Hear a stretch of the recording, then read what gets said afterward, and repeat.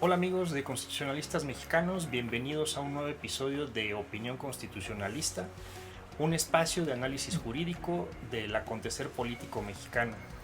Para aquellos que no me conozcan, mi nombre es Juan Carlos González Cancino y el día de hoy tengo el gusto de que me está acompañando en el estudio Sergio Charbel Olvera Rangel, también integrante de Constitucionalistas Mexicanos. Sergio, ¿qué tal? ¿Cómo estás? Muy bien, muy a gusto de estar nuevamente aquí con todos ustedes, debatiendo y comentando temas de relevancia nacional con un enfoque jurídico.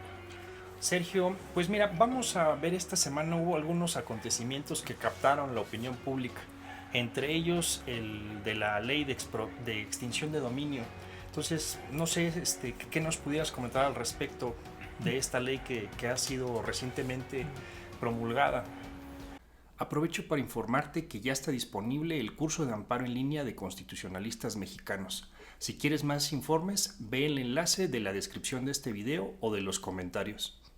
Muy bien, pues es una ley que se ha publicado el 9 de agosto de este año y que tiene su fundamento constitucional en el artículo 22 y este es su fundamento constitucional desde la reforma de junio de 2008, esta importante reforma en materia penal que incluye esta figura pensada para poder atacar determinados ilícitos, delincuencia organizada, trata de personas, secuestro, para poder solventar este problema social que han generado estos delitos. Otro delito, por ejemplo, es aquellos delitos contra la salud y generar una excepción en el sistema jurídico de que esto no se considere como confiscación. Es decir, finalmente una confiscación implica el que el propio Estado se pueda apropiar de determinados bienes sin que exista una compensación. Esta figura de extinción de dominio tiene inclusive antecedentes en derecho comparado. Un país que la ha utilizado mucho desde hace ya algún tiempo es Colombia, que justo también la tiene pensada para temas como delincuencia organizada o delitos contra la salud. Que el Estado pueda, como una medida sancionatoria, poder confiscar esos bienes de manera excepcional a través de un procedimiento específico para ello. Y en tu opinión, Sergio, ¿qué problemas de inconstitucionalidad tiene esta ley que se expide? Porque si bien es cierto ya ha trascendido a la opinión pública, en tu opinión, ¿cuáles son los puntos que el legislador no contempló y que de alguna forma se traducen en inconstitucionalidades? Bueno, antes de contestar me gustaría señalar el por qué nuevamente toma vigencia el tema de una legislación en materia de extinción de dominios. Ya se tenían leyes en materia de extinción de dominios, como lo mencioné, surge esta figura en el ámbito constitucional desde la reforma de junio de 2008 y surge como una materia coincidente. Tanto la federación como las entidades federativas podían legislar sobre la materia, expedir legislación reglamentaria del artículo 22 y ya pues tenemos antecedentes legislativos. En este año se da una nueva reforma, se publica en marzo de este año una nueva reforma al artículo 22 en donde se incrementan algunos delitos, además de los que ya había mencionado sobre delincuencia organizada, delitos contra la salud, secuestro, trata de personas.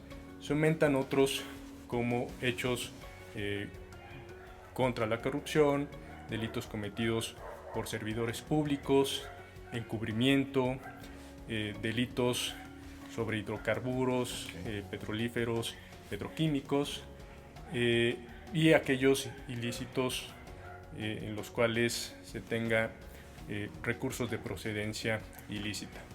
Y bien, se empieza un proceso legislativo en el Congreso de la Unión porque el transitorio de esta reforma constitucional preveía que se tiene que expedir una legislación nacional bajo un nuevo concepto que ahora está de moda en nuestro federalismo, de expedir legislaciones nacionales. Más allá de visualizar el tema de legislaciones federales inclusive legislaciones generales que tienen por principal característica el distribuir competencias entre la federación y las entidades federativas, ahora hay un nuevo concepto de leyes que es leyes nacionales. Un ejemplo claro es el Código Nacional de Procedimientos Penales, que lo que hace es centralizar el tema legislativo.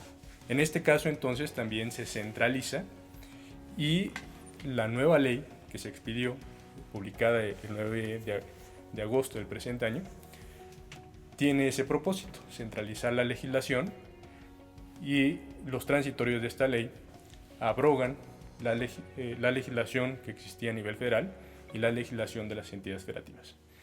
Entonces, centrados en los nuevos delitos y conceptos que establece el artículo 22 para que proceda la extinción de dominios, se ha nuevamente resurgido el tema a nivel mediático. Y contestando ahora a la pregunta, uno de los graves problemas que tiene es el tema de la prueba preconstituida. Quien ejerce esta acción es el Ministerio Público. La ejerce en la vía civil, va a ser una acción autónoma al tema penal, pero va a estar encomendado al Ministerio Público. Y el Ministerio Público tiene una carga probatoria importante dentro de ese procedimiento.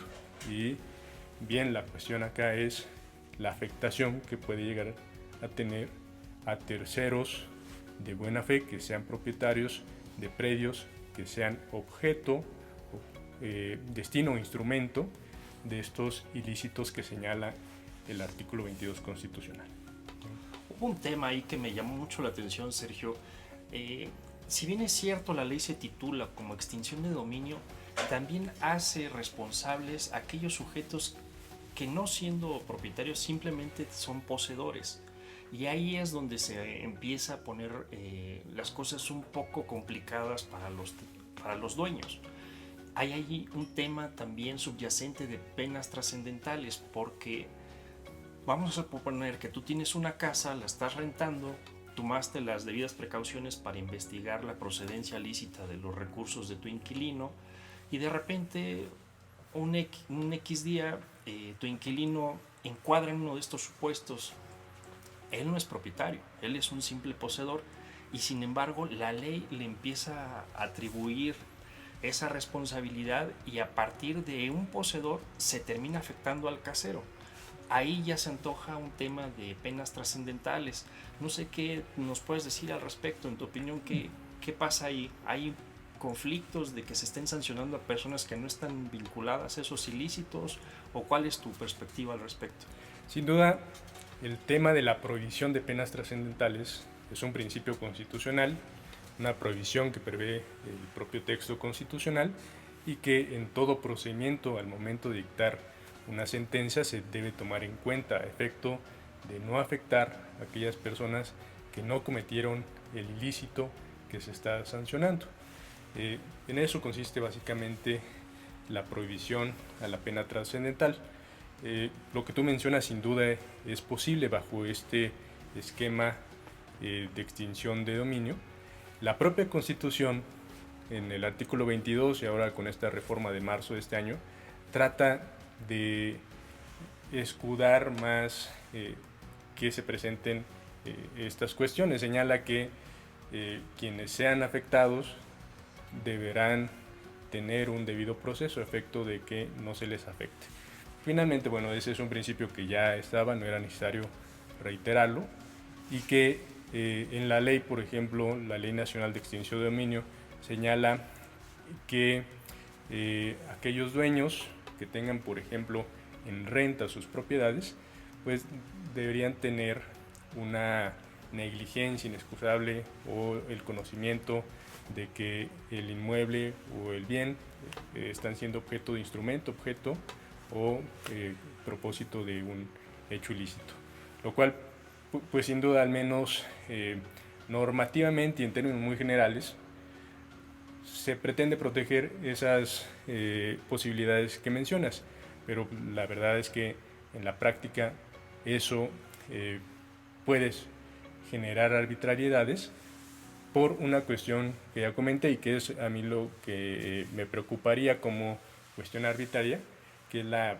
participación y la carga probatoria que puede tener el particular para demostrar su inocencia frente al ilícito y esta cuestión de prueba preconstituida que tiene el Ministerio Público. Sí, hay un tema de violación de la presunción de inocencia también en ese aspecto, entonces ahí tenemos otro vicio de inconstitucionalidad de esta ley que están expidiendo. También un tema que me llamó mucho la atención es que vamos a suponer que se inicia el procedimiento de extinción de dominio en contra de algún delincuente, contra de, por decir algo, algún narcotraficante, y fallece el narcotraficante durante el procedimiento de extinción de dominio. Ahí la propia ley establece que la muerte no va a impedir que se dé continuación, que siga con el trámite de extinción de dominio, lo cual ahí también, desde mi punto de vista, ya hay una pena trascendental, porque en el momento en que fallece el autor de esos ilícitos, claro, se está sancionando ya a sus herederos, ya no se está sancionando a la persona que cometió los ilícitos. Entonces, Sergio, ¿algún otro tema de inconstitucionalidad que detectes de esta ley de extinción de dominio? Bueno, me parece que hemos comentado los más relevantes, que existe un tema de violación o puede existir de violación al tema de presunción de inocencia, puede haber pena trascendental, existe una fuerte carga probatoria para aquel que es dueño de un bien y que lo tiene en posesión derivada, y que finalmente pues, se tiene que, antes de tenerle cargas probatorias fuertes, en donde el Ministerio Público tiene una ventaja en cuanto a comprobar los ilícitos, pues debe existir esta posibilidades jurídicas para proteger a quien es propietario de buena fe de un bien que sea objeto o instrumento de estos ilícitos. También algo que quiero comentar, Sergio, y es algo que prácticamente ha pasado desapercibido en la opinión pública, es la inconstitucionalidad misma de la reforma que agregó la acción de extinción del dominio a nivel constitucional. ¿Con qué digo esto? ¿Con qué fundamento? Tenemos que recordar que en el año 2011 se incorporó el principio pro persona. El principio pro persona en materia de derechos humanos establece una prohibición de regresividad. Y en ese contexto tenemos que recordar que para esas fechas México ya había firmado con hace mucho tiempo de distancia el tema de la Convención Americana de Derechos Humanos, que en su artículo 21 establece el derecho de propiedad como un derecho humano. Y esta reforma que incluye o que establece la acción de extinción del dominio a nivel constitucional es posterior. Entonces aquí tenemos una regresividad normativa, porque lo que está haciendo esta reforma constitucional que incorpora la extinción de dominio está mermando los alcances del derecho humano de la propiedad. Entonces, si bien es cierto, la Corte ya ha dicho que cuando tenemos una restricción a nivel constitucional nos tenemos que estar a una restricción constitucional sin importar que el tratado sea más benéfico, lo cual es muy cuestionable y ya lo hemos comentado, criticado en otros programas, en otros medios, en el blog o incluso en los libros. Aquí es importante destacar esto. Este tema de la extinción de dominio está poniendo en el escenario a dos culpables. Por una parte tenemos al Poder Legislativo que está legislando de una forma muy a la ligera este tema y está cayendo en esas inconsistencias que ya mencionaste, pero también está poniendo a un segundo culpable, que es el Poder Judicial. El Poder Judicial, al haber emitido esos criterios restrictivos de la reforma de materia de derechos humanos y en específico ese tema de que las restricciones constitucionales prevalecen, no obstante que un tratado internacional firmado por México sea más amplio, esto también ya nos está parando un perjuicio, ya nos está afectando, porque en un contexto como este bien podría plantearse hasta incluso un amparo en contra de la iniciativa de reforma constitucional que tuvo por efecto instituir la figura de la extinción de dominio. Y eso la verdad es que en los medios ni siquiera se ha tocado, y es un tema que también pone de relieve que el Poder Judicial de la Federación pues también ha emitido criterios que lejos de beneficiarnos pues nos pueden perjudicar. Entonces creo que a grandes rasgos esas son las ópticas. Ya hemos discutido los temas que han trascendido de una forma más general a la opinión pública, pero también estamos haciendo esta aportación, un argumento que prácticamente no había surgido a la opinión pública, y creo que a grandes rasgos ya nuestro auditorio tiene una noción más clara de qué está pasando con este tema de la extinción de dominio. Entonces, Sergio, quiero agradecerte, muchas gracias por haber venido a este episodio. ¿Algo que nos quieras comentar ya para concluir? Que coincido plenamente contigo en el razonamiento. Me parece que el gran problema es la estructura que tiene y las facultades que tiene el Poder Judicial para entrar a este tipo de temas. Y más también que la estructura, los criterios que, como bien ha señalado, ha emitido en el sentido de no entrar a estos temas. Es decir, el no considerar la posibilidad de la invalidez de una norma constitucional por vicios materiales, en este caso un tema el tema de no regresividad en materia de derechos humanos, y que no se ha abordado ese tema. Yo considero también que es un tema de la propia estructura jurídica en el cual está inmerso el Poder Judicial. Me parece que puede ser complicado darle esas facultades, complicado en el sentido de que quizás no haya la voluntad para hacerlo, y que la Suprema Corte va a estar omisa en considerar que tiene esas facultades cuando jurídicamente es viable que lo pueda hacer. Sí. Pues bueno, creo que por esta ocasión ha sido todo. Muchísimas gracias. Seguimos en contacto con ustedes. Los invitamos a que visiten el sitio de Constitucionalistas MX. También vamos a estar subiendo estos episodios en plataformas de podcast como puede ser Spotify o iTunes, además de nuestros canales tradicionales que son YouTube y Facebook. Y les agradecemos mucho su atención. Muchísimas gracias, Sergio. Gracias. Muchas gracias. Hasta luego. Aprovecho para informarte que ya está disponible el curso de amparo en línea de constitucionalistas mexicanos. Si quieres más informes, ve el enlace de la descripción de este video o de los comentarios.